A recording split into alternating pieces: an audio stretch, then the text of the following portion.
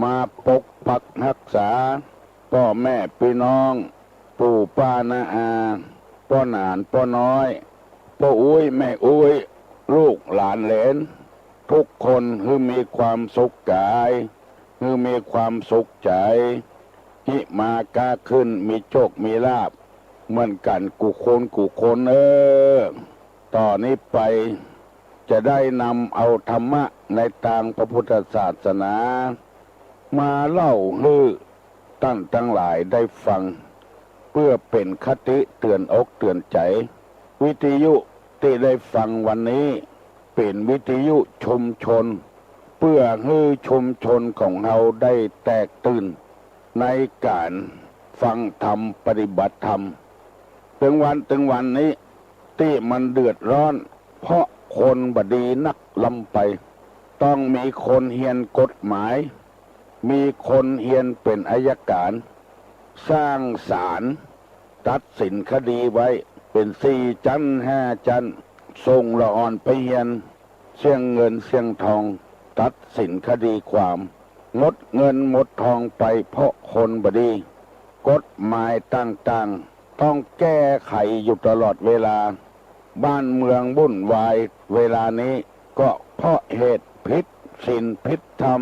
ผิดกฎหมายบ้านกฎหมายเมืองทั้งนั้นต่างคณะสงฆ์จึงอยู่วัดกินเข้าศรัทธาอยู่วัดของศรัทธานุ่งของศรัทธาเจ็บเป็นเย็นอุ่นศรัทธาช่วยพยาบาลนิ่งอยู่บ่ได้แล้วมีความจำเป็นจะต้องออกธรรมะช่วยกันเผยแพร่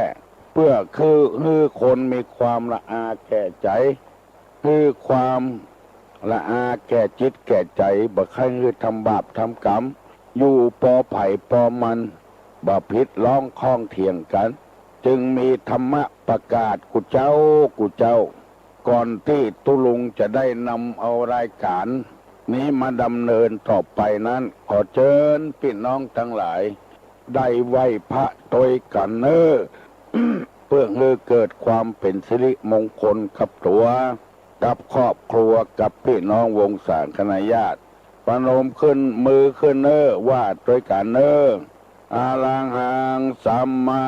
สัมพุทโธภควาพุทธังภควันตังอภิวาเทมิกราบสวากขาโตภควตาธัมโมธัมมังนัมมัสสามิกราบสุปฏิปันโนภควโตสาวกสังโฆสังฆังนะมามิกราบอันทะมายังพุทธัสสะภะคะวะโตบุพาภะคณะมะกะลังกะโลมะเสนะโมตัสสะภะคะวะโตอะระหะโตสัมมาสัมพุทธัสสะนะโมตัสสะภะคะวะโตอะระหะโตสัมมาสัมพุทธัสสะนะโมตัสสะภะคะวะโตอะระหะโตสัมมาสัมพุทธัสสะพุทธังสรณังกัจฉามิธัมมังสรณังกัจฉามิสังฆังสรณังกัจฉามิตุติยัมปิพุทธังสรณังกัจฉามิตุติยัมปิธัมมังสรณังกัจฉามิตุติยัมปิสังฆังสรณังกัจฉามิตติยัมปิพุทธังสรณังกัจฉามิตติยัมปิธัมมังสรณังกัจฉามิตติยัมปิสังฆังสรณังกัจฉามิอิติปิโสภะคะวะอะระหังสัมมาสัมพุทโธวิชชาจารณะสัมปันโนสุขโตโลกาวิทูอนุตตโลปุริสธรรมสารติสัทธาเทวามนุษย์สานังพุทโธภควาติ สวากขาโตภะคะวะตาธัมโมสันติทิโกอากาลิโกเอหิปัสสิโกโอปัญญิโกปัจจัตตังเวทิตาโพวินโยหิติสุปฏิปันโนภะคะวะโตสาวกสังโฆอุชุปฏิปันโนภะคะวะโตสาวกสังโฆญาญาปฏิปันโนภะคะวะโตสาวกสังโฆสามิจิปฏิปันโนภะคะวะโตสาวกสังโฆญาติตังจัตตาลิปุริสายุคานิอัตถะปุริสาปุคลาเอสาภะคะวะโตสาวกสังโฆอาหุไนโยปาหุไนโยตักขิไนโยอัญชลิกาละนิโยอนุตตะลังปุญญเขตังโลกัสสาติกราบหนึ่งกราบสองกราบสามตอนนี้ไปจะได้ดำเนินรายการต่อไปก่อนที่จะได้ดำเนินการนั้นจะได้นำเอากรรมเก่ากรรมโบราณเปิ้นว่าไว้มาเล่าให้พี่ให้น้องทั้งหลายฟังเพื่อจะได้นำไปพินิจพิจารณาแก้ไขและปรับปรุงตัวเก่าขอเมตตากับพี่น้องทั้งหลายที่ตุลงว่าไปนี้บัดได้ว่าให้ไผสักคนนั้นคนนี้คนใดฟังแล้ว คือเอาเข้าตัวเก่าเนอะอย่าไปหันเหเอาไปว่าให้คนอื่นเพราะว่ามันจะบ่ได้ผลเปิงตู้ลงว่าแต่หมอนั้นยังอันหมอนั้นใจอีขอเมตตาเนอะจะไปเอาไปให้คนอื่นถ้าเฮาบ่มีก็แล้วไปถ้าเฮามีเพื่อแก้ไขตัวเก่าปรับปรุงตัวเก่าเพราะธรรมนี้เป็นธรรมในทางพระพุทธศาสนาพระพุทธเจ้าบ่ได้ว่าให้คนนั้นคนนี้ถ้าว่าให้คนนั้นคนนี้จะต้องห้องมาเป็นส่วนตัวพระพุทธเจ้าเพิ่นว่าให้ถึงหมู่ตู้ลงไปอ่านหนังสือห้ำเฮียนมาก็เอาลงวิทยุเนี่ยเพื่อเอาไปสอนตัวภัยตัวมันอย่าไปฮือโยนคนอื่นเถอะเปิงทุลุงว่าแท้หมอนั้นเป็นอย่างเปิ้นว่าหมอนี้เป็นอย่างเปิ้นว่ามันบักเข้าตัวสักหน่อยฟังแล้วมันเหมือนกับเฮาคว่ำหม้ออุ่งเวลาฝนตกมาเฮาจะตวงน้ำเฮาบ่เอาตั้งปากมันขึ้นเฮาตั้งโก้นมันขึ้นน้ำมันก็เป็นมันบัดเต็มหม้ออุ่งสักเตื้อขอให้พิจารณาอย่างอีเนอะจะไปให้คนอื่นเมื่อตะวานี่ตู้ลงว่าบัดได้ถามสักกรรมว่าเหตุที่ทำให้คนเกิดโรคภัยไข้เจ็บนั้น มีอยู่5 ข้อบ่มีใครตอบสักคนวันนี้จะได้ถามเนอะเบิ้นก่อนจะถามประเดี๋ยวฟังโทรมาหาเตื้อเปิ้นกำลังจดบันทึกไว้ที่วัดไฟหินปุ้นภัยไข้ได้ปันใดถ้าตุลุงและจับอกจับใจแล้วลืมไปเหียใครได้วันที่ใดเพื่อไปขอที่วัดไฟหินพุนเนอร์เปิ้นถึงบันทึกเอาไว้ถึงวัน30 นาทีแรกนี้เหตุที่ทำให้เกิดโรคภัยไข้เจ็บนั้น1เพราะดื่มน้ำเมามากเกินไปเพราะดื่มน้ำเมามากเกินไป2เพราะเสพเมถุนมากเกินไป3เพราะกั้นอุจจาระปัสสาวะ3เพราะนอนหลับกลางวัน4เพราะดื่มเพราะตื่นเมื่อคืนเหี่ยวเมื่อคืน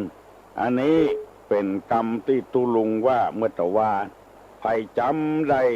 คือนำไปพิจารณาเนอะ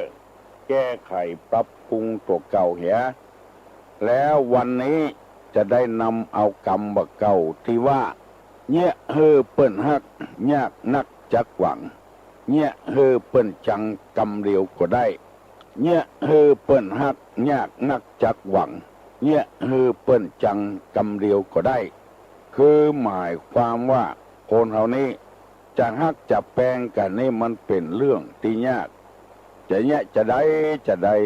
เนี่ยดีไว้มันก็เสมอตัวทำความดีไว้เนี่ยแตะเนี่ยว่าไอ้ภัยก็อวดก็อ้างว่าเนี่ยดีทำดีโอ้เมื่อลูนมาน้อยเดียวท่านน่ะเป็นอันบดีเห็นแล้วความดีที่ทำมาลบลายหายสูญไปเหี่ยประตกประเสี่ยงเพราะฉะนั้นกรรมนี้เปิ้นแปลงขึ้นมานั้นเปิ้นบอกว่าเฮาทำความดีนั้นจะไปหวังความดีหวังให้เปิ้นหูหวังให้เปิ้นได้เงินหวังให้เปิ้นหันให้เปิ้นได้อวดได้อ้างเปิ้นบอกว่าทำความดีอย่างนี้มันผิดบ่ถูกต้องเพราะว่าถ้ามันผิดถ้าขึ้นมาเขาจะเดือดร้อนอย่างเลี้ยงลูกเลี้ยงเต้าเนี่ยคือเลี้ยงเป็นธรรมชาติเพราะว่าเฮาปาเขาให้เกิดขึ้นมาเฮาก็เลี้ยงตามธรรมชาติของมันอย่าไปว่าคนเลยแม้แต่สิ่งสาราสัตว์เกิดมามันก็เลี้ยงลูกมันพ่อลูกมันขางลูกมันพอไก่นี่ไผ่เข้าหาถึงบ่ได้เกิดลูกออกใหม่บอกว่าเจ้ามันบอกว่าไอ้อย่างสักอย่างเข้าหาลูกมันก็เพอละไผ่บ่ล่ำได้ยินนอกไก่เพอนี่เพอละเจ้ามันก็จ้างเถอะมันก็เพออยู่เพราะมันขางลูกมันคนเอาเลี้ยงลูกก็เลี้ยงตามธรรมชาติพระสงฆ์พระเจ้าเลี้ยงลูกศิษย์ลูกหาก็จะไปหวังว่าเขาจะปิกมาสั่งมาสอนเฮามาอุปการะพอกปล่อยเฮาทำตามหน้าที่ของเฮาพ่อค้าแม่ค้าขายของหันคนที่หูจักกันลดราคาเฮ้บางทีก็บ่เอาสกำเอาเต้าตื่นมาเหียเมินเข้าผิดหัวกันก็อย่าไปเอามาอ้างเพราะเฮาทำหน้าที่ของเฮาในศาสนานี้ทำเพื่ออย่างอันทำเพื่อตัวเองนักทำเพื่อหน้าที่ของตัวนักทหารปลดไปกี่หมู่แล้วมันตึงแบบมาปิกหาครูสอนมันครูบาอาจารย์สอนหนังสือจบไปติ๊กจบป.5 ป.6 ม.5 ม.6 จบไปอยู่เรื่อยๆบัดใจอุ่นใจว่ามันจะปิกมาหาพ่อหาคอยอันเนี้ยจะไปหวังที่เปิ้นว่าเนี่ยคือเปิ้นฮักยากนักจะหวังเนี่ยจะไปหวังไอ้หยังคือทำตามหน้าที่เฮาอยู่วัดอยู่วาปฏิบัติปัดโผสร้างวิหารสร้างศาลาสร้างกำแพงสร้างกุฏิก็ทำไปตามหน้าที่แล้วเอาจะบ่ได้เดือดร้อนบ่ได้ทุกข์ใจบางตนบางองค์จังเอามาคึดวิหารเขาก็สร้างศาลาเขาก็สร้างถ้าน้อยเดียวผิดน้อยเดียวบ่ได้ไล่เขาหนีเนี่ยโอ้พอไม่ตาเนอะผิดน้อยเดียวบ่ได้ไล่เขาหนีเนี่ยมันเพราะว่าเขาทำความผิดลูกไปเอาวิหารเอาศาลาเอาบทสวดมาอ้างเป็นไปบ่ได้เพราะนั้นทำความดีเพื่อศาสนาเอาง่ายๆอย่างตุลุงออกรายการประเดี๋ยวเนี่ยประหวังเพื่อจะว่าเงือไผจะเอาคุณงามความดีจากไผเพราะเขาทำตามหน้าที่ของเขาเนี่ยเฮือเปิ้นฮักยากวักยากนักจะหวังเนี่ยเฮือเปิ้นจังคำเดียวก็ได้นี่คำเดียวแต่นะลองตุลุงว่าบดีบดักกำผิดกำพลาดออกไปเถอะดังข้อยชุมชนคนได้ยินตึกที่ไหนก็เดือดร้อนที่นั่นเพราะฉะนั้นจำไว้จดจำไว้จะเป็นเปื้อนเป็นฟุงกันก็ตามเป็นอย่างก็ตามจะไปเกิดใจว่าทำความดีเพื่อคนอื่นเลี้ยงลูกเพื่อหวังกินบ้ากินแห้งเลี้ยงลูกศิษย์ลูกหาหวังว่าจะให้เขามาตอบแทนบุญคุณจะไปหวังอย่างสักอย่างเป็นธรรมชาติของมันทำตามหน้าที่ของใครของมันมันแล้วหน้าที่ของเขาเหียแล้วเขาก็จะได้เป็นพ่อที่ดีแม่ที่ดีเลี้ยงลูกผู้อย่างอัน เขาจะมาตอบแทนบุญคุณนั้นมันมาคนเดียวมันปล่อยให้มันมาคนเดียวมันว่าถ้าไปหวังอย่างนักแล้วก็เนี่ยเป็นจังกรรมเดียวก็ได้อันนี้เป็นกรรมเก่าวันนี้จะเอากรรมแถมกรรมหนึ่งมาเสนอให้พี่น้องทั้งหลายได้ฟังเหตุมูลเหตุที่เกิดทะเลาะวิวาทกันวันนี้ขึ้นแถมข้อหนึ่งเป็น6 ข้อเนอะ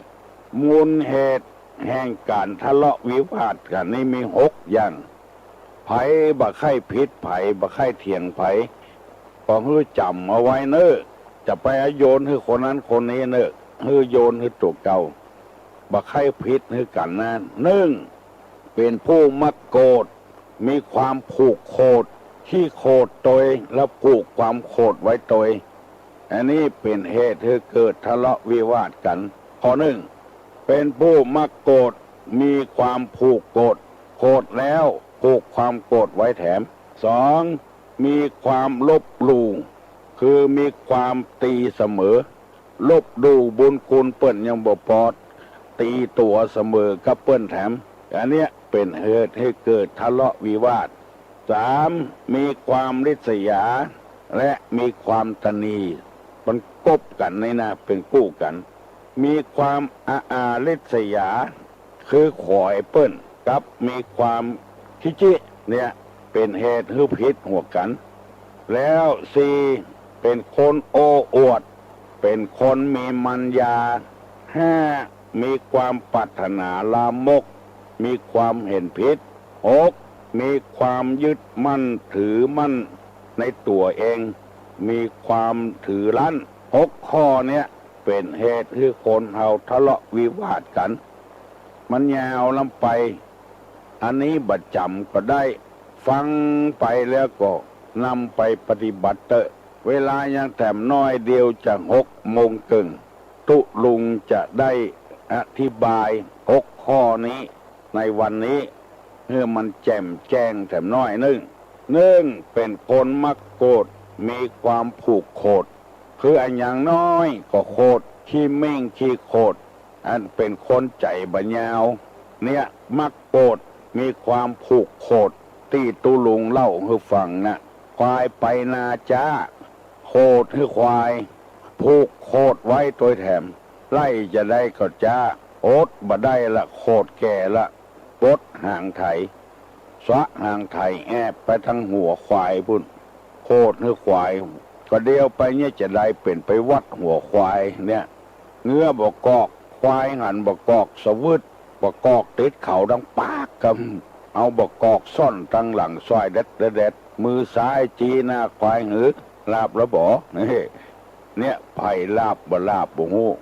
โอ้ไปแถมก็ยังจ้าอยู่อดบ่ได้ก็ปดควายไว้ปดควายไว้กำเดียวลูกสาวไปส่งเข้าให้กินเป็นจิ้นลาบหั่นจิ้นลาบยังบ่หายโคตรเตื้อกำถ้วยจิ้นลาบกำปินโตจิ้นลาบสดไปหาควายพุ่นเนี่ยผูกโคตรกับควายก็เดียวไปเนี่ยจะได้เป็นเอาจิ้นลาบไปยืดเนื้อควายพ่อนี่มึงว่าไอ้อย่างนี้มีในปินโตเนี่ยฮะล่ะอันเนี้ยนี่มันเป็นนาจ้านี่เขาฆ่ามันนี่มึงกลัวตายกะนี่เขาชิ้นมาลาบนี่เนี่ยสอนควายอบรมควายสัมมนาคว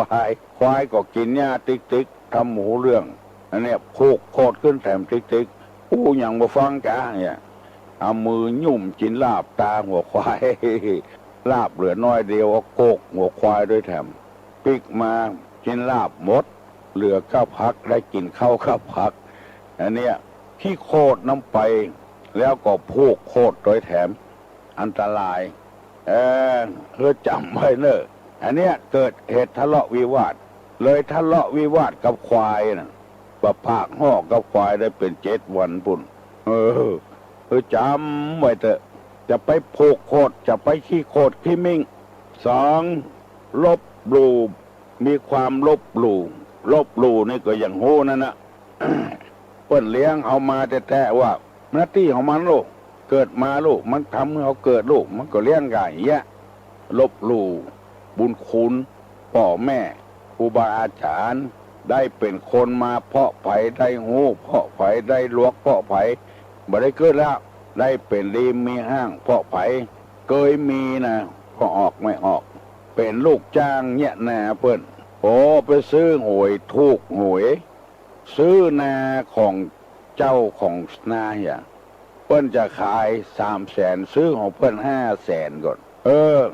พอได้เงินแล้วไปซื้อนาเปิ้น500,000แล้วใครได้นามาแปลงบ้านคนขี้ดินมาถมเข้าพอปลูกแล้วนะถมขี้ดินมาถมคนขี้ดินมาถมเข้าเอาแปลงบ้านอันนี้รอเงือเปิ้นได้กินข้าวเหตุกรรมสักปีก็บ่รอเมื่อลูนมาหมดลึกหมดลึงบ่เหลือสักบาทสักแถบปิกมาเป็นลูกจ้างโดยเปิ้นแถม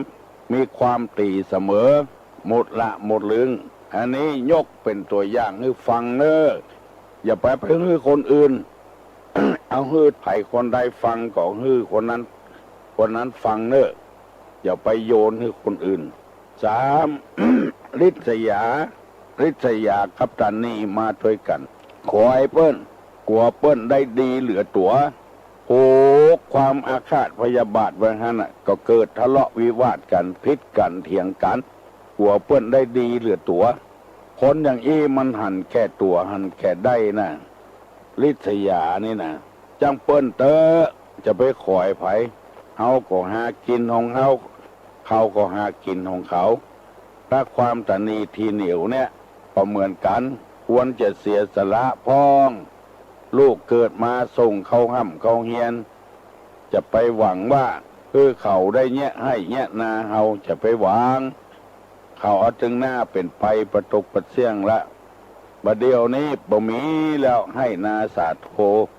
ที่จะเอาสืบคือลูกคือเต้าได้สืบเพราะว่าคนมันนักล้ำไปส่งไปเฮียนเตอ จะไปตันนีขี้เหนียวเพื่อก็เป็นเสียดายคนลูกนักเท่าใดก็ดีเท่านั้นข้อที่4เป็นผู้โอ้อวดมีมารยาอันเนี้ยจังเนี่ยคือวิวาทกันเถียงกันเนี่ยอย่างน้อยโอ้อวดเพิ่นจังหัวทะเลาะวิวาทกันข้อที่5มีความปรารถนาลามกอันยังก็ไปตังบัดดีทั้งนั้นขี้อย่างบ้าอย่างโมเนี่ยขอโทษเถอะจะไปให้มันเกิดขึ้นกับสิ่งลามกหรือกึดดีๆเตื้อเปิ้นเอาป้อเปิ้นซ้อนรถจี้ตะโกนอีนี่ผัวเท่าเหรอวะเนี่ยอันเนี้ยปรารถนาลามกป้อเปิ้นแท้ๆก็ว่าเป็นผัวเท่าคิดในทางที่บดีบดักนี่มีคนไปแอวหาสาวขึ้นเฮือนไปยังบัดตันอย่างเตื้อเอาแล้วอีนายอีน้องพ่อกับแม่ไปที่ไหนหมดไปแอวหาสาวเมื่อคืนสาวก็ว่าอีพ่ออีแม่ไปต้องบุญไปใจน้ำต้องบุญซ้อแห้เลือดเนาะเนี่ย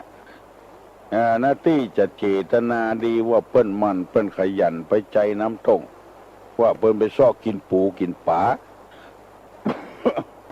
อีพ่ออีแม่ไปใจน้ำนาบุญซ้อแห้เลือดเนาะเนี่ยปรารถนาลามกทางนั้นไปพอเถอะบางคนเจตนาถึงบดี ไปขึ้นเงินใหม่เปิ้นเจิญไปขึ้นเงินใหม่โอ้เงินเปิ้น2 ชั้นก่อนตั้งบนเป็นไม้ตั้งลุ่มเป็นปูนไปแผ่วเฮือนคืนนี้เหมาะแท้เจ้าของเฮือนก็ตั้งลุ่มเป็นปูนได้ตั้งบนเป็นไม้แท้ถ้าไฟไหม้ในเหลือก็ตั้งลุ่มมาเนาะป้อคือหยัง ไปว่าเปิ้นไปก็ไปอย่างนั้นก็ไปกึดลามกลงไปมันบดีนะแล้วก็นอกไปจากนั้นมีความหันพิษเปิ้นว่าเสือตัวว่าพระเจ้าเปิ้นว่ากงจักเปิ้นว่ากงจักมันว่าดอกบัวเนี่ยหมูเนี่ยเปิ้นว่าบดีมันว่าดีของแสลงจะไปกินเนี่ยโอ้หมอนั้นก็กินหมอนี้ก็กินจะมันเป็นอย่างลูกอย่างวันนี้เป็นต้นเนี่ยเห็นพิษจากทำนองของธรรมบางเตื้อบางครั้งมันเป็นไปอย่างอันแท้ ใจตายง่ายไปมากินเนอะโอ้ข้ากินมาละเนี่ยอันเนี้ยเห็นพิษอันนี้ยกตัวอย่างให้ฟังนะละข้อ6มีความยึดมั่นความหันตัวเองมีความยึดมั่นในตัวเองนักล้ำไปก็เอากรรมอย่างของไผ่มากืดพ้องเตื้อมันก็พิษของลูกกรรมกืดตัวนี่ไม่ใช่ถูกกูข้อลูกพอปีป้านาอาศรัทธาลูกเต้าหลานเลนจดจำไว้เนอะสถานีวิทยุเพิ่นถ่ายทอดนี่เป็นสถานีชุมชนสถานีวิทยุชุมชนเพื่อให้คนเชียงใหม่เขาเนี้ยบอกว่าอำเภอใดตำบลใดหมู่บ้านใดที่เปิดวิทยุเนี่ยมีความเข้มแข็งขึ้นในธรรมเข้าวัดเข้าวาจำศีลกินทานเมตตาภาวนาถ้าเฮาบ่พอใจครับพระเจ้าบ่ชอบพระเจ้าก็ย้ายไปประกาศอย่างเช่นอย่างเฮาชอบพระเจ้าตนใดวัดใดก็ฮื้อไปที่วัดนั้นตนนั้นบ่ชอบพระเจ้าตนใดก็บ่ท่าวิพากษ์วิจารณ์มันนะเพราะว่าประโยชน์มันก็ยังได้อยู่บ่ใช่ว่าอยู่กินมันยังเฝ้าวัดเฝ้าวาเฝ้าถ้วยเฝ้าช้อนเฝ้าพระพุทธรูปเฝ้าศาลากวาดศาลากวาดวัดกวาดวาอยู่มันยังมีความดีอยู่พ้องแต่เฮาบ่กินเส้นกันเพราะเถอะอันเรื่องบ่กินเส้นกันนี่มันจึงมีบอกว่าไผสักคนนะพี่น้องกันบ่กินเส้นกันก็มีคนอย่างพี่เบาโหเปิ้นบ่คบมันไปคบก็มีนิสัยของคนนี่มันเหมือนกันอาหารการกินก็เหมือนกันนะโดนพริกแต่แก่นเดียวบ่ได้เป็นน้ำหูน้ำตาบางคนยุ่มเขาใส่ปากซื่อไว้มันมักของไผ่ของมันชอบของไผ่ของมันเฮาบ่ชอบวัดนี้เฮาก็ไปตามที่อื่นวัดที่เฮาชอบกันนั้นมันถูกอกถูกใจดีจะไปฟังกรรมคนเหนือคนใต้พระเจ้าวัดตัวบ่ไหวไปไหว้วัดเปิ้นคันเตื้อมันบ่เปิงใจของฮื้อปฏิบัติตัวเก่าใจใส่ตัวเก่านักจะไปมองคนอื่นพ่อคนอื่นบัตตาเสือเนี่ยโอ้มันเหม็นไม่จะตายแดดฮ้อนมาสาบบัตตาเสือนี่จะเป็นลมละเนี่ยบางคนเอามากินเอาเกลือมากับแถมกินมาได้ยังบ่พอ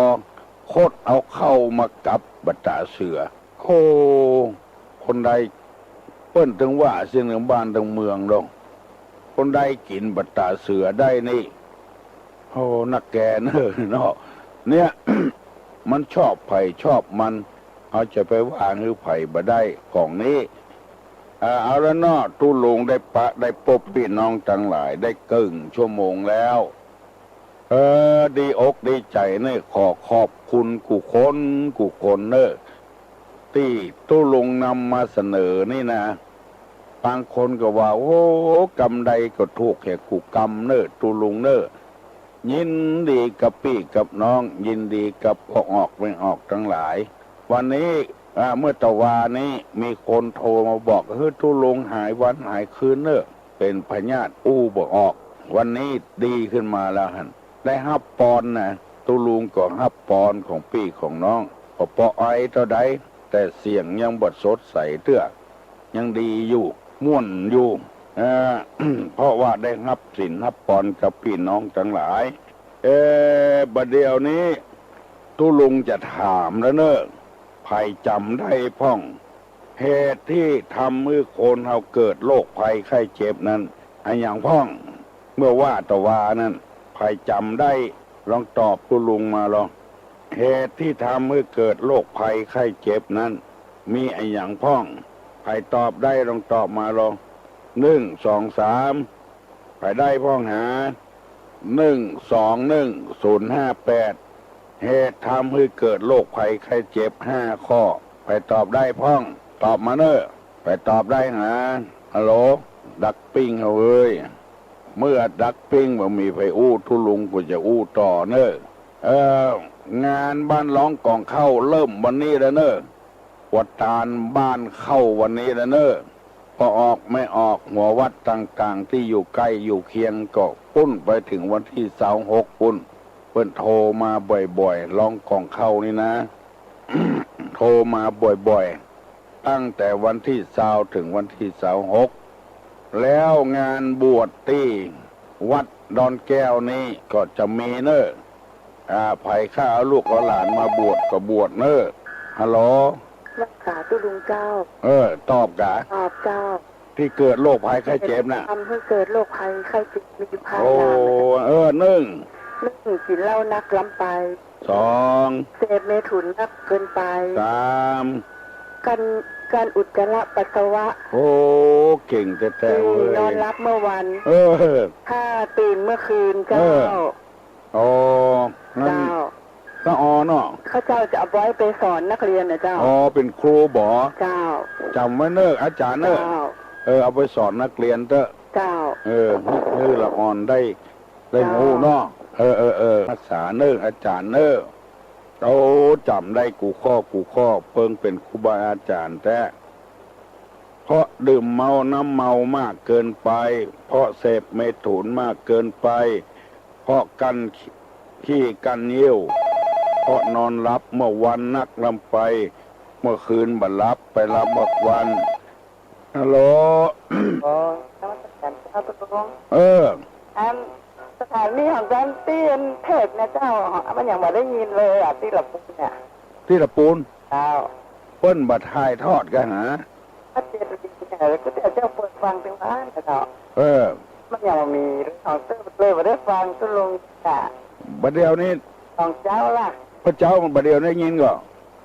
มันมีนะเจ้าพ่ออะไรก็ได้เจ้าตะกี้จะโทรมาเจ้าพ่อริกาลืมไปเป็นห้องเนาะได้ยินมันมีเลยเจ้าพ่ออะไรก็ได้ประเดี๋ยวเนี่ยประเดี๋ยวนี้โทรศัพท์เนาะเลยโทรมาถามว่าเป็นสถานีแกหรือว่าเป็นทวิตเจ้าเองครับเปิ้นบัดทายทอดกันหามาได้ติดต่อกันนะตอนมีตึงว่ามาตุ๊กตาจะฟังตึงว่าโอ้เสียดายจ้ะเจ้าอะไรก็ได้ล่ะทุลงมันย่างเนอะทุลงออกอากาศถึงวันน่ะก็น่าจะลองติดต่อไปทางวัดฝ่ายหินเด้อเนอะบุญรักษาเนอะละปูนเมื่อก่อนบ้านอย่างน่ะบ้านอย่างละปูนบ้านอุโมงค์เจ้าอุโมงค์นี่บ่ได้เจริญพรเนอะออกอากาศอยู่ก็ว่านาที่ไก่ทักปิ้งเป็นอย่างอี้ไปเหียวันนี้ได้นำเอากรรมที่ว่าเหตุที่ทำให้เกิดทะเลาะวิวาทกัน6 ข้อมาเสนอพี่น้องทั้งหลายถ้าจำได้ก็ลองตอบทุลุงมาจำมาได้ก็แล้วไป1เป็นถ้าอยากได้นี่ฮัลโหลเจ้านมัสการเจ้าตุกเจ้าตอบเจ้าได้แหละเจ้าโอ้เก่งเนอะเจ้ามีความมักโกรธผูกโกรธเจ้า2มีความโลภโกรธบุญคุณตีตัวเสมอเจ้าโอ้เก่ง3สยาตานีเจ้า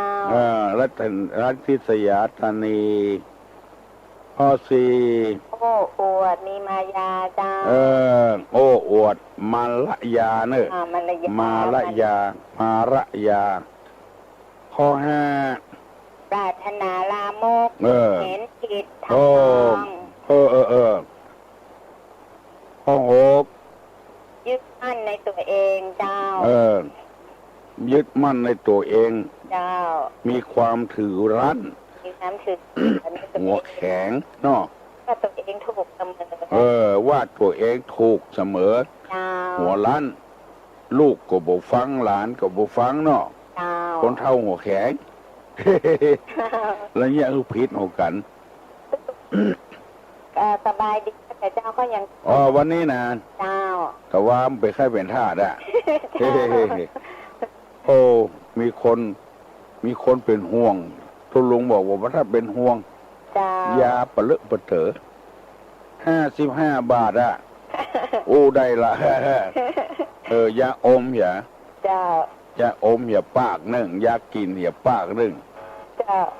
วันนี้หมดนะดีละ ถ้ากำลังใจดีกว่านะ โอ้ มีกำลังใจ กำลังใจคนฟังนะกะ เจ้า คือกำลังใจมา เป็นยาโอโซดวิเศษ โอ้ธรรมะโอสถอย่าเพิ่นว่า ธรรมะโอโซด ธรรมะโอสถ การนมัสการนะเจ้า ที่ไหนฮะ อ๋อเสาหินหนองหอยเจ้า โอ้แต่เนาะเสียงในเสียงโมน เจ้าขอบ เออ คุณเจ้า หลายคนเสียงม่วนมันเหมือนกันทุลุงก็เลย โอ้เสาหินนี่เก่งแต่เนอะ จำไว้เนอะเปิ้นจะเอาออก เปิ้นตุลุงจะเขียนเอาไปออกปัญหากลุ่มหนุ่มสาวจังหวัดนะครูบาอาจารย์ตำรวจทหารข้าราชการบ้านเมืองหมอก็ได้ไผก็ได้ฟังไปเถอะแล้วอย่างที่ตุลุงว่านะฟังแล้วจะไปเอาไปโยนให้ไผเอาไปโยนให้ตัวเก่านักสอนตัวเก่านักแล้วเขาจะได้ปรับปรุงแก้ไขเป็นคนดีพอก2 จัน3 จันหมดเงินไป400 ล้าน500 ล้านก็เพราะคนเอาผิดศีลผิดธรรมศาลเก่าศาลใหม่ศาลากลางแพงเพื่อคนบดีทั้งนั้นเสี่ยงเงินเสี่ยงทอง ถ้าคนใดดีเหี่ยหมดมันม่วนใจเหมือนนิ้วมือ5 นิ้วนะ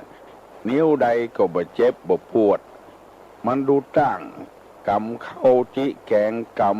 ำปากกำจ้อนก็ม่วนคนเอาอยู่ด้วยกันถูกกันลงกันมาทะเลาะวิวาทกันมันม่วนใจทุเจ้ากับศรัทธาถูกกันกินก็ม่วนตาลก็ม่วนพ่อกับลูกแม่กับลูกถูกลงกันก็ม่วนอกม่วนใจมันเข้าใจกันพี่น้องบ้านไกลเฮือนเคียงขายครัวก็เหมือนกันขายครัวด้วยกันอยู่ห้องแถวเดียวกันแมะกันทุกกันลงกันมันก็ม่วนใจกันถ้ามันบ่ทุกกันนี่มันทุกข์ตะฮอดปีตะฮอดแรงเนี่ยอย่างน้อยก่อนหน้าโตดใส่กันจำไว้เถอะอันที่มันทะเลาะวิวาทกันมี6 ข้อเนี่ยถ้าเกิน6 ข้อนี้ไปมันดึงหมีแล้ว1ขี้โคดลำไปมีความผูกโคดไว้แถม2มีความลบหลู่มีความตีเสมอ3ลิษยาเปิ้นหัวเปิ้นได้ดีเหลือตัวรัตนีคิจิความหู้คิจิสะปะสะปืน4โอ้อวดได้มีมารยา5มีความปรารถนาละมก6มีความยึดมั่นถือมั่นในตัวเองนำไป6 ข้อก่อนจำไว้เนอะฮัลโหลไว้สาตุลุงครับ โอ้ร้องของเข้าเนาะ จากวัดสายเห็น วัดฝ่ายเห็น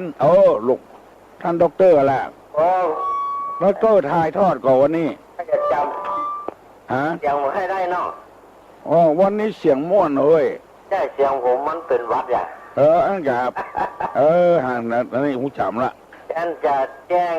ข่าวเกี่ยวกับที่เพิ่นโทรมาจากไกลๆเนาะละปูนครับถ่ายทอดอยู่แต่ว่าเสียงมันบดีเตื้อ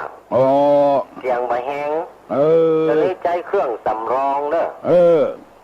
เครื่องที่เอาใจกูเตื้อมันขัดข้องอยู่ยังมีปัญหาขัดข้องกำลังแก้ไขอยู่วันนี้ครับวันนี้ใจเครื่องสำรองครับวันนี้วันเดียวได้เนาะก็คงจะสักวัน2 ตอนนี้2 วัน 3 วันมาแล้วครับวันไหนวันซืนแต่ว่าครับวันนี้แถมสักวัน2 วันเนี่ยกำลังปรับแก้ไขกันอยู่ครับที่เพิ่นอยู่ไกลๆเพิ่นไม่ได้ยินเนาะเพิ่นต้องขออภัยปรับปรุงอยู่เนาะปรับปรุงอยู่เดี๋ยวนี้ใจเครื่องสำรองอยู่นี่นะตุลุงบอกคือเปิ้นเนอะครับมันห้องมันข้ามพื้นห้องไว้แต่แม่นใจเปิ้นนักเครื่องมันใจนักลงไปวันข้ามพื้นห้องถ้าจะอิดเฮ้ยเครื่องมันให้จะอิดอิดกะโคนยังอิดได้ก็มันเป็นวัดอย่างโคนน่ะกะครับมันเป็นวัดดีกับมันหมาย ครับ เออ มันหลายคนยังไอตัวเนาะคนเขายังไอถวยครับกลับเรียนตัวอีกคนนะค ข รั อบคุณนะท่านพระครูเนอะ ครับผม ไหว้สา ไหว้สาครับ ครับโอ้ยินดีเพื่อนอุตส่าห์มาบอกเนอะพอออกไม่ออกเนอะที่ฟังอยู่ประเดี๋ยวในเครื่องเพื่อนถ่ายทอดเหมือนกันกำลังปรับปรุงแก้ไขเนอะจะไปตกอกตกใจฮัลโหล เจ้าไม่ตาเจ้า อันสภาที่ฟังมันกับไทยนี่ น่ากะเพิ่นกำลังปรับปรุงเครื่องเพิ่นอยู่ มันก้อยเนาะเจ้าประเทศบ่ใครได้ยินเนาะก้อยเพิ่นนึงบอกนั่นละเจ้าเพิ่นว่าบ่ถ้าเสียใจหรอกเพิ่นจะแปลงให้ดีอยู่มันเป็นวัดว่ะเครื่องเพิ่นเป็นวัดกันตุ้มเจ้าเฮาทานขันข้าวเนี่ยเนาะถ้าเฮาตักข้าวถ้าเฮาอยากน้ำนี่เฮาบ่ชื่อที่แบบเฮาว่ารวมญาติพี่น้องของเพิ่นจะได้หมดเลยจ้ะเนาะมันความจริงมันน่ะคนไทยเพิ่นถึงอาทาสิเมอากาสิเมมันถึงได้หมดเพิ่นบอกว่าอย่างเฮาคนเมืองเฮานี่มันบั่นแน่นใจความจริงมันได้หมดคะแนนเฮาส่งใจไปฮื้อเด้ออันนี้มันต่อด้วยวิญญาณนะมันบัดใจเหมือนกับจดหมายบ่ใช่เหมือนกับวันนี้บางคนนี่เปิ้นบ่ฮู้แต่ไอ้เจ้าเนาะได้ยินก็ได้ยินค่ะบ่ฮู้แต่เปิ้นว่าบ่ออกชื่อเปิ้นเลยบ่ม่วนใจบ้านตุลุงเนี่ยไปอยู่เวียงวันนั้นวันเข้าพรรษาไปตานกับเข้าวัดในเวียงก็เปิ้นว่าเนี่ยถาครับอายันจะโขนั่นน่ะเปิ้นมาออกชื่อแม่มันปีกมาเผียบ้านดาขันตกขึ้นมาหาตุลุงพี่เมลีมว่ะโอ้ตุเขาผ่านปอนข้าจะเข้าไปตานเวียงกับแม่ข้ามันบอกชื่อแม่ข้าโหแม่ข้าบริกินว่ะโอ้ยอดสาดาขันตกลูกเวียงว่ะมาตานที่ตุลุงเว่ะโอ้ดูเสียงขันตก2 ขาดก่อนนะเพิ่นบอกเข้าใจนะบ้านเฮานี่อู้ซื่อเนี่ยมันเอาใจกันมันอยู่ด้วยกันม่วน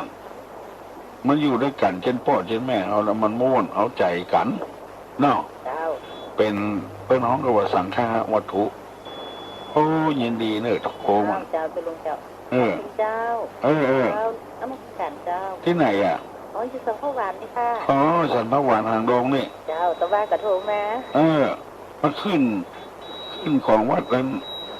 ฝ่ายหินก็ว่าขึ้นของตุลุงก็หมูแต่มันจะฝ่ายหินก็ว่าที่ไหนก็ไม่รู้90ของตุลุง90775นะอันนั้น96ต้องส่องพอเลขเหรอพอเลขที่ไหนหน้าปัดวิทยุเจ้าคือจะอยู่ตังรู้สึกว่าจะ96 96ของพุ่น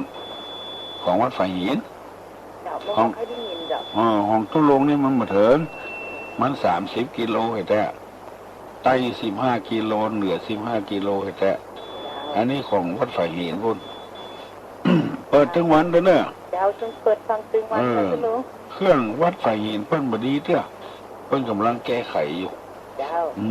สบายใจไว้เถอะพอทุเจ้ายุคนี้นี่ก็เผยแพร่กันขนาดฟังต่อๆกันเนาะที่เจ้าหลบบุญเสร็จแล้วก็มาฟังที่ตุลุงเสือบางครั้งลูกเจ้ากับฟังที่ตุลุงก่อนตุลุงไหวข้าไอ้น้องก็ไหวตัวจ้ะตัวตุลุงเจ้าโอ้เก่งไหวตัวไม่เจ้าไอ้จ้ะแล้วก็มาฟังต่อกันเพิ่นถึงออกวิทยุชุมชนดีพุ่นเถอะเจ้ามันม่วนใจดีนะเขาฟังเจ้าอย่างมันบอกบ่ถูกเนาะมันทำให้เราซึมซับไปกับน้อยจ้ะเขาฟังแล้วเขาก็เอามาปฏิบัติกับชีวิตประจำวันทั้งเลยจ้ะบ่ได้บอกชื่อก็เป็นอย่างนึงตานไปเถอะตานไปเถอะเป็นอายันจะโขมีให้หมดญาติธรรมโมจะอายันนิทัสสิโตเปตนายหรอกญาติธรรมลูกเป็นถึงรวมหั่นน่ะใจเขาก็กึดด้วยกันใจกึดของก็ส่งไปอุ้ยป้อเนอไปหาป้อนานแก้วเนออีก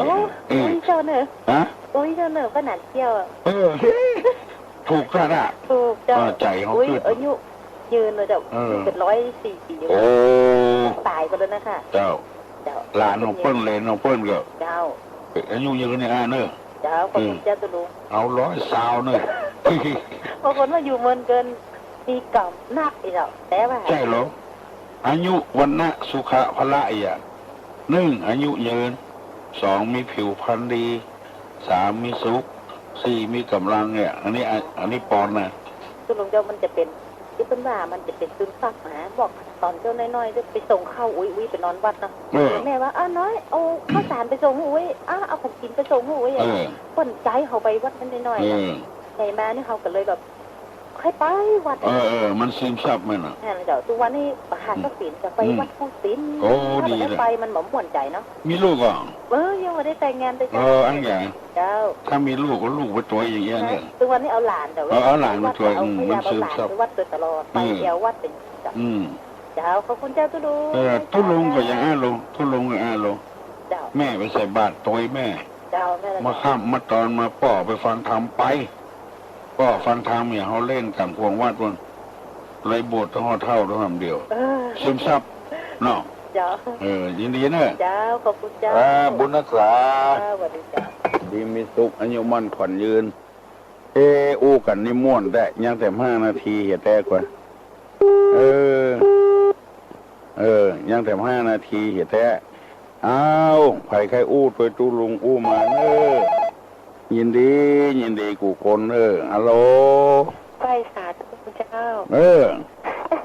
เจ้าจะมาโทรถามตุลุกตั้งน้อยตุลุกจะมาหาเจ้าโอ้บอกว่ายัง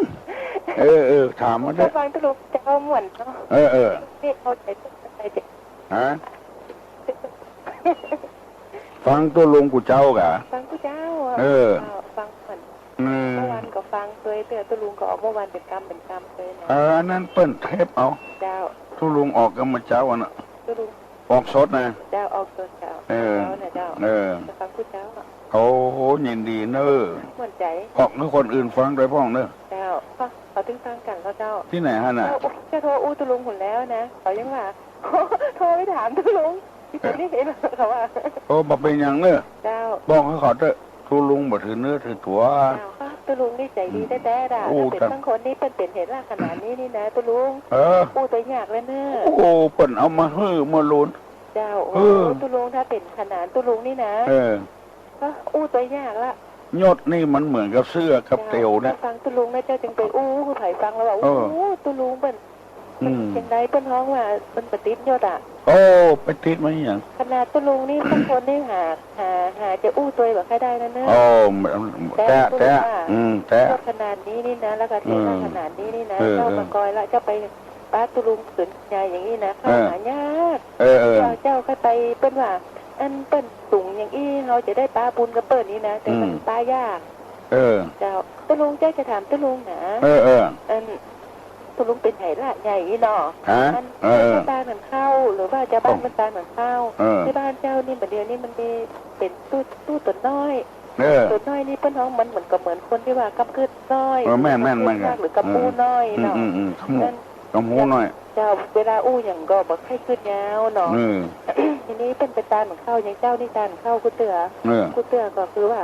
เหมือนกับมีคนสำคัญไปตาตัวตากูเตือเหมือนตุลุงอู้ตัวต้นตะกี้ว่ามันเป็นใจขึ้นมันเป็นความมั่นใจตาคิดว่าปีกตาพ่อแม่เป็นนะพอดีเจ้านี่มีอ้ายเบิดตายในบ้านตายนอกบ้านเป็นรถแสลนตายมีญาติเป็นลูกแบบนี้นะพอดีจะไปตาเหมือนเข้า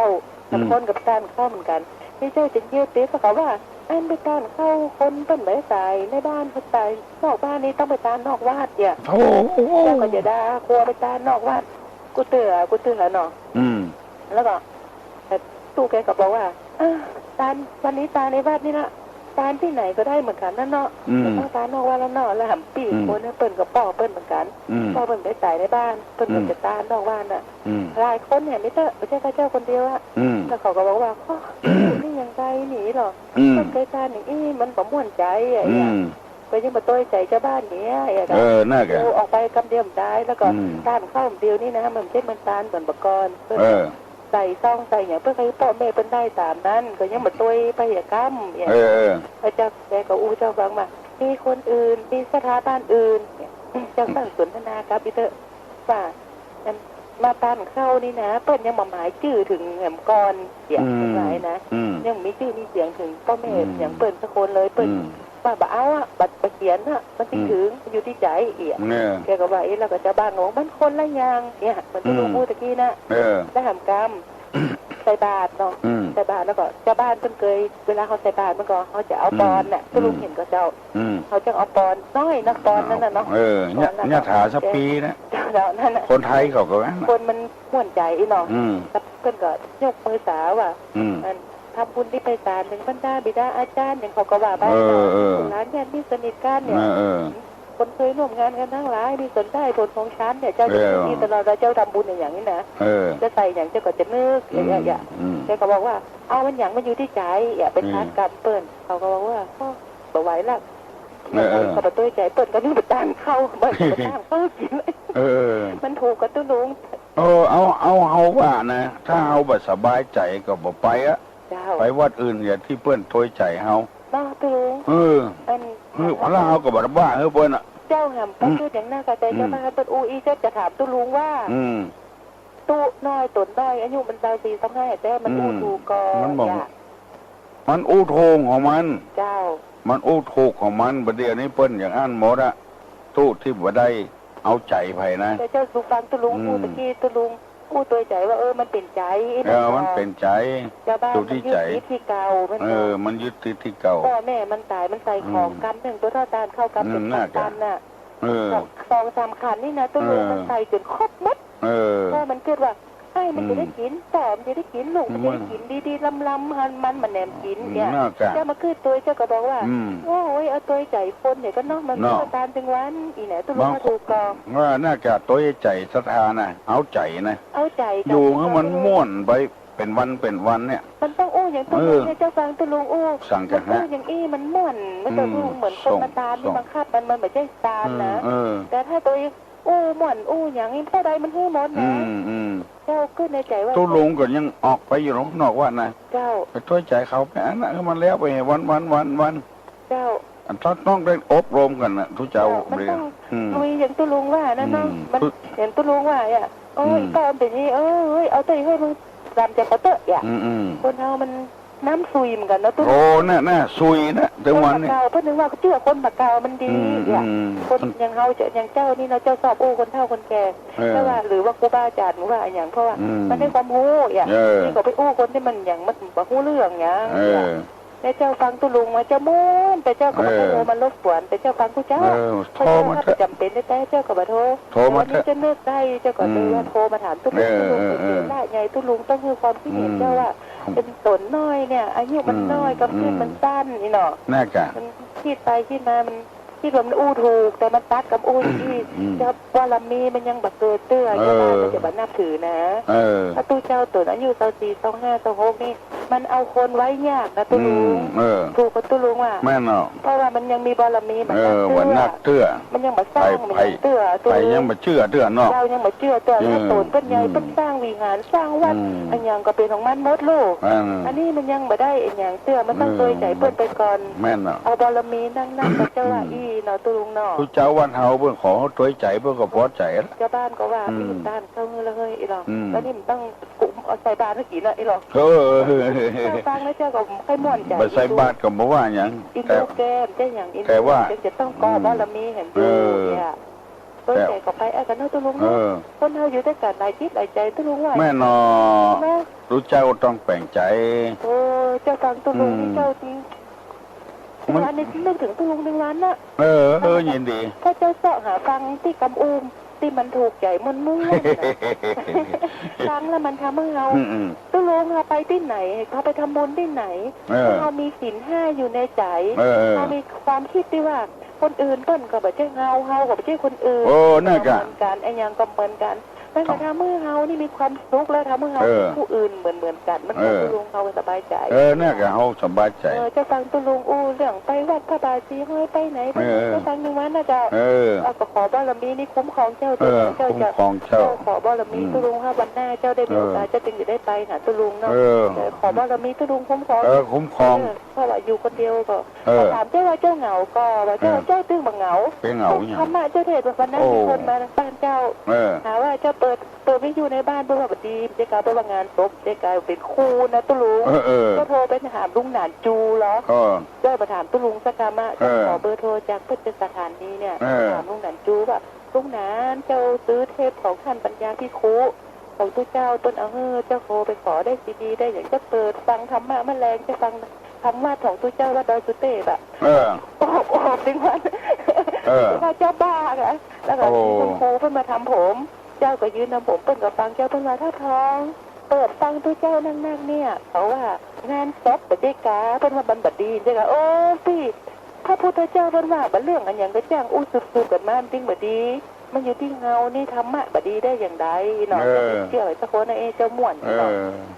มันเคยได้ยินประเทศในศพเนาะแต่ว่าจะเหมือนงานซบอีกอะไปใจยัยไปใจยัยเจ้ามันมาเข้ากันเนอะเจ้าเป็นครูนะมันหมูแต่อันนั้นเจ้าซื้อมาเปิ้นว่าเปิ้นซื้อเทปมาเปิ้นมาฟังเลยฝากไว้ไหนกับหมูอีกอะเจ้าที่รักษาใส่แผ่นใส่ไว้อย่างดีเนอะดี100-200เพื่อทำไว้เถอะโอ้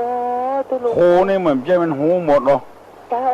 โคเงาก็มีเจ้าว่าอันเปิ้นจะตุเจ้าเงาก็มีตุลุงเขาบอกว่าคือไผ่เนาะอย่างตุลุงว่าเลยเนาะเขาว่าคือไผ่คนเขามันจริงๆน่าจิตตังเนาะตุลุงเนาะบาปใดไผ่ทำกับนั้นไผ่ก่อได้เขาถูกต้องว่าเขาดีเขาได้ดีเขาได้ง่ายว่าเขาหายเขาได้ดีว่าไปแต่นอกตุลุงจะฟังตุลุงจะม่วนสาตุลุงเนี่ยตุลุงคุ้มครองจิตใจคนบุญรักษาเนี่ยถึงวันนี้ก็เอาบุญนี่ก็คุ้มครองคนเจ้าก็อยู่ด้วยบุญนะเจ้าว่าเจ้าจบป .4 แต่เจ้าอยู่ได้ถึงวันบักขาดบักโจรเพราะว่าเขาใจเป็นบุญเขาคือไปแล้วตกน้ำเขาต้องขึ้นเติงหาละเขาอนุโมทนาตั้งแต่ครั้งแรกแล้วลูกเขาม่วนใจแต่เจ้าโทรมาถามตุลุงว่าบารมีมันน้อยมันยังเหมือนจะยิงที่เตื้อไอ้นอนแต่ยิงจะว่าก็เขารักษายินดีเนอะคือบุญรักษาเนอะบารมีคุ้มครองรักษาเนอะเอาละยินดีพอออกไม่ออก7 โมงป่ายแล้วเนอะขอคือปากันอยู่ดีมีสุขอายุมั่นขวัญยืนเนอะคือมีโชคมีลาภเหมือนกันกูคนเนอะเอาปอนเนอะยกมือไหว้แห่เนอะจะเอาบารมีคุ้มครองสัพพิติโยวัจจันตุสัพพะโรโควินัสสตุมาเตภวะตุนตะลาโยสุขีทีคายุโกภวะอาภิวาทนาสีดิสนิจังวุธาปจายโนยะตาโลธรรมาวัฏันติอายุวันโนสุขังปลัง